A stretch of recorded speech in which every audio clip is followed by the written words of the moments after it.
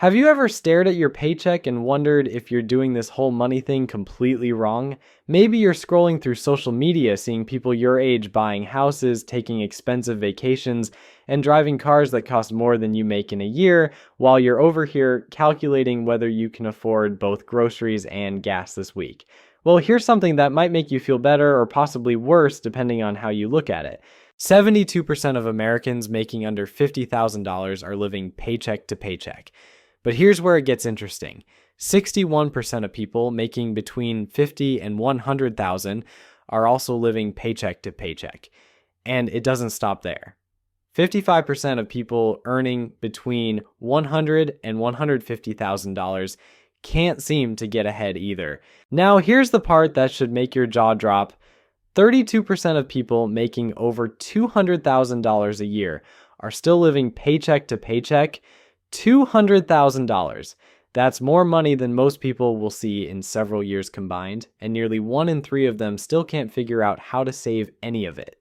My name is Nick, and I spend way too much time thinking about why smart people make terrible financial decisions. If you're someone who actually wants to understand how much you should be saving, instead of just hoping everything works out somehow, make sure to subscribe and hit that like button if this information helps you figure out your financial situation. Before we dive into the specifics, let me ask you something. When you think about saving money, what number comes to mind? 10%? 20%? Whatever your parents told you when you were 12? The truth is, most people have absolutely no idea what they should be saving, and they're making up numbers based on outdated advice from a completely different economic reality. Here's what's really happening in the economy right now. Housing costs have exploded beyond what most people can reasonably afford. Credit card interest rates are sitting above 22%, which is basically loan shark territory. Buy now, pay later services have gone mainstream, convincing people they can afford things they absolutely cannot.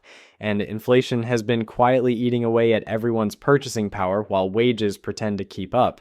This creates a perfect storm where even people with decent incomes feel like they're barely staying afloat. Just because you make more money doesn't automatically mean you save more money. Saving is a skill, not an income level. And unfortunately, most people never learn this skill because nobody taught it to them. The current personal savings rate in America fluctuates between 3 and 6%. That's not a typo. The average American is saving less than 6% of their income. Meanwhile, the top 1% of earners are saving between 35 and 40% of their income. The top 10% save 14 to 18%, and the bottom 90% of Americans are averaging somewhere between 0 and 5%. This explains why wealth inequality keeps growing. It's not just about how much money you make, it's about how much of that money you actually keep and put to work for your future self. The wealthy understand something that most people miss entirely. Every dollar you don't save today is a dollar that can't compound and grow over the next 10, 20, or 30 years. So what should you actually be saving? Here's my recommendation for most people. Aim to save 15 to 20% of your paycheck. If your income is higher, target 25 to 30%. Now, before you close this video, because those numbers sound impossible, let me show you exactly how this works in the real world with actual numbers.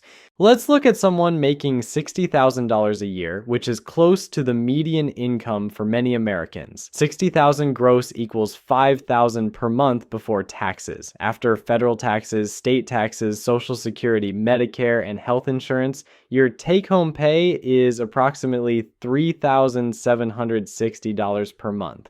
Already, you can see how much of your money disappears before you even see it. Now, let's break down where that money actually goes. For housing, if you're renting a one-bedroom apartment in a city like Dallas, you're looking at around $1,550 per month. Add in a car payment of $430, gas at $180, and utilities at $250, and your fixed expenses alone total $2,410 per month. But wait, we're not done yet. You still need to eat, and grocery costs have gone through the roof due to inflation. Budget $475 for groceries if you're cooking most of your meals at home. Add another $60 for coffee because, let's be honest, you're not giving that up. Entertainment and subscriptions will run you about $120. A gym membership costs around $60. And here's the killer. Eating out and takeout averages $650 per month for most people. Add up all those variable expenses and you get $1,365. Your total monthly expenses are now $3,775. Remember, your take-home pay was $3,760. You're already $15 in the red each month, and we haven't even talked about saving anything yet. This is the financial reality for millions of Americans right now.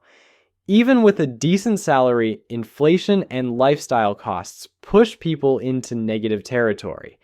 This explains why so many people feel like they're drowning financially, despite having what should be a reasonable income.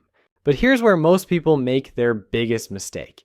They look at this situation and decide saving is impossible, so they don't even try. Instead of finding ways to make the numbers work, they accept being broke as their permanent reality. This is exactly the wrong approach. The secret isn't making more money, although that certainly helps. The secret is understanding where your money is actually going and making conscious decisions about every dollar. Most people have no idea they're spending $650 a month eating out. They just swipe their card and hope for the best. Let's say you want to save $10,000 over the next year. Maybe you already have $1,500 saved up, so you need $8,500 more. To reach that goal in 12 months, you'd need to save approximately $708 every month. Looking at our budget example, that seems impossible, but it's not if you're strategic about where you cut expenses. The easiest and fastest category to reduce is eating out. Instead of spending $650 monthly on restaurants and takeout, what if you cut that in half to $350? That's $300 back in your pocket immediately. Now focus on groceries. With better meal planning and bulk cooking, you could reduce that $475 grocery bill to around $400. That's another $75 saved. Just with those two changes, you freed up $375 per month. You're suddenly saving money instead of going deeper into debt, and you're more than halfway to your $708 monthly savings goal. Now let's talk about transportation, because this is where people get absolutely destroyed financially without even realizing it. That $430 car payment in our example, that's actually pretty conservative by today's standards. The average new car loan is now sitting at over $700 per month. $700. That's more than some people pay in rent. But here's what really drives me crazy about car payments. Most people treat them like a fact of life, like paying taxes or dealing with traffic. They walk into a dealership focused on the monthly payment instead of the total cost, and they get absolutely demolished by the finance manager. You'll hear things like, well, for just $50 more per month, you can get the premium package with heated seats and satellite radio. $50 doesn't sound like much, but over a 6-year loan, that's an extra $3,600 for features you'll probably forget about after the first month.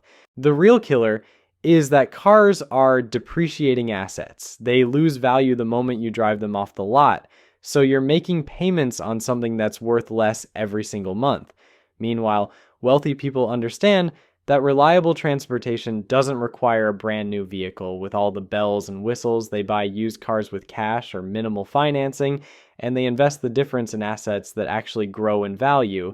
Let's get back to our savings goal and see how transportation choices affect everything.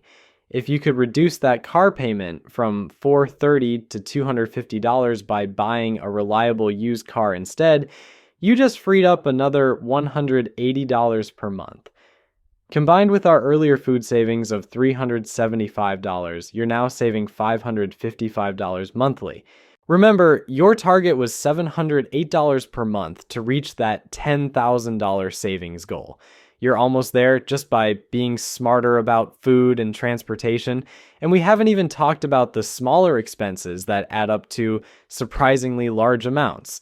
Let's examine those subscription services that everyone seems to forget about. Netflix, Spotify, Amazon Prime, Disney Plus, HBO Max, Apple iCloud. gaming subscriptions, meal kit services, meditation apps, fitness apps. Most people are paying for at least 5 to 8 different subscriptions, and they have no idea how much it's costing them annually. Here's a fun exercise. Go through your credit card and bank statements from the last 3 months. Add up every single recurring charge. I guarantee you'll find at least 2 or 3 subscriptions you forgot you had, and probably one you signed up for a free trial and never canceled. The average American is paying over $200 per month for subscription services they barely use. Cancel everything you haven't used in the past 30 days. Be ruthless about this. You can always resubscribe later if you actually miss something, but most of the time, you won't even notice it's gone. This could easily save you another $60 to $100 per month. Housing is obviously the biggest expense category, and it's also the hardest to change quickly, but there are still opportunities here if you're willing to think creatively. Maybe you have a spare bedroom you could rent out for extra income. Maybe you're paying for parking you don't really need. Maybe you're in a lease that's about to expire and you could move somewhere slightly less convenient but significantly cheaper. I know moving is a pain, and nobody wants to downsize their living situation, but here's the math reality. If you could reduce your housing costs by just $200 per month, that's $2,400 per year. Over 10 years, that's $24,000 you could invest instead. At an 8% return, that money grows to over $51,000. So the question becomes, is that extra bedroom or fancy location worth $50,000 to your future self? Now let's talk about the psychology behind why saving feels so impossible for most people. There's this concept called lifestyle inflation, and it's absolutely brutal. Every time your income goes up, your expenses mysteriously go up too. You get a raise at work, and suddenly you deserve a nicer apartment. You pay off a debt, and instead of saving that monthly payment, you find something else to spend it on. This happens because humans are terrible at delayed gratification. We want rewards now, not in 20 years. The problem is that compound interest works in reverse too. Every dollar you spend today is potentially several dollars you won't have in the future. That expensive coffee habit doesn't just cost you $60 per month. Over 30 years at an 8% return, that's over $66,000 in lost wealth. But here's where it gets interesting. Once you start saving consistently, something psychological shifts. You begin to see money differently. Instead of viewing purchases as isolated events, you start thinking about opportunity cost. That $100 dinner isn't just tonight's entertainment. It's potentially $300 in future value that you're choosing to spend instead of invest. This mindset change is probably more valuable than any specific budgeting technique. When you truly understand that money has time value, you become naturally more selective about spending. You don't deprive yourself of everything enjoyable, but you become intentional about where your money goes. The wealthy understand this instinctively. They're not necessarily better people or smarter people. They just think about money differently. They see dollars as little employees that can work for them if given the chance. Poor people see dollars as something to be spent as quickly as possible before something bad happens to it. Speaking of wealthy people, let's talk about what they actually do with their money once they save it. Because saving money is only half the equation. If you're keeping your savings in a regular savings account, earning 0.5% interest while inflation runs at 4%, you're actually losing money every year. Your purchasing power is decreasing even though your account balance stays the same. This is why understanding basic investing is so crucial. The wealthy put their money into assets that grow faster than inflation. Stock market index funds, real estate, business ownership. These investments have historically outpaced inflation over long periods, which means your money maintains and grows its purchasing power over time. But most people are scared of investing because they think it's complicated or risky. The truth is, keeping all your money in savings accounts is actually riskier because inflation guarantees you'll lose purchasing power. A simple diversified index fund that tracks the total stock market has averaged around 10% annual returns over the past several decades. Like, even accounting for inflation and bad years, that's still significantly better than any savings account. The key to successful investing isn't timing the market or picking the next hot stock, it's starting early and staying consistent. A 25-year-old who invests just $100 per month will have more money at retirement than a 40-year-old who invests $300 per month, assuming the same returns. Time is more powerful than amount when it comes to compound growth. But let's get practical about how to actually implement a saving strategy that works in real life. Because knowing you should save money and actually doing it are two completely different things. Most people fail at saving because they try to save whatever's left over at the end of the month. Spoiler alert, there's never anything left over. The solution is to flip the script entirely, pay yourself first before you pay anyone else. Set up automatic transfers from your checking account to your savings account on the same day you get paid. If your paycheck hits your account on Friday, have that transfer happen on Saturday morning. You can't spend money that's already gone. Start small if you need to. Even $50 per month is better than $0 per month. The goal is to build the habit first, then increase the amount later. Once you get comfortable with $50 disappearing automatically, bump it up to $75, then $100, then $150. Before you know it, you're saving significant amounts without even thinking about it. Now, here's something that might surprise you about wealthy people. They're actually pretty boring with their money. They don't have some secret investment strategy that only rich people know about. They don't spend their days day trading cryptocurrency or flipping houses. Most wealthy people put their money into simple, diversified investments and then ignore them for decades. The 3-fund portfolio is a perfect example. It consists of a total stock market index fund, an international stock fund, and a bond fund. That's it. 3 funds that give you exposure to thousands of companies across the globe. Warren Buffett has repeatedly said that this type of simple strategy will outperform 90% of professional money managers over the long term. But here's where people get themselves into trouble. They think they need to be smarter than the market. They read about some guy who made millions buying Tesla stock or Bitcoin, and they think they can do the same thing. So they take their savings and put it all into whatever investment is hot at the moment. Sometimes they get lucky and make money. More often, they lose money and get discouraged about investing altogether. This is exactly why lottery tickets and casino games are so popular. People focus on the winner who hit the jackpot, not the millions of people who lost money. The same psychology applies to investing. You hear about the success stories, not about the countless people who lost their life savings trying to get rich quick. Let's talk about something that nobody wants to discuss, but absolutely needs to be addressed: emergency funds. I know. Emergency funds are about as exciting as watching paint dry, but they're also the difference between a minor financial setback and complete financial disaster. Here's the reality: unexpected expenses aren't really unexpected. Your car will need repairs eventually. Your phone will break at some point. Someone in your family will have a medical issue. Your company might lay off employees. These things aren't surprises, they're statistical certainties. The question isn't whether they'll happen, it's when they'll happen and whether you'll be prepared. Most financial experts recommend 3 to 6 months of expenses in an emergency fund. For our $60,000 example, that would be $11,000 to $22,000 sitting in a high-yield savings account. That might sound like an impossible amount, but remember, this isn't money you need to save all at once. This is a goal you work toward over time while you're also investing for retirement. Here's how the math works if you prioritize building your emergency fund first. Let's say you're saving $800 per month total.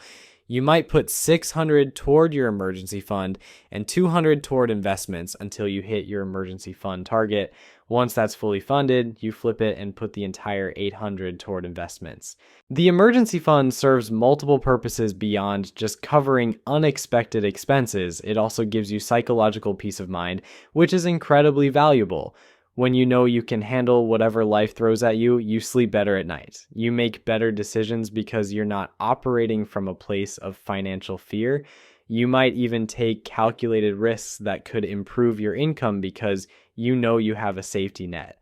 Look, here's the bottom line. If you're saving anything at all, you're already doing better than most Americans. If you're saving 10 to 15% of your income, you're basically a financial superhero compared to the average person who's saving less than 6%. And if you hit that 20 to 30% target, you're in the same league as people who actually become wealthy. The math isn't complicated, even if the execution sometimes feels impossible. Start with whatever you can manage, automate it so you don't have to think about it, and increase it whenever your income goes up.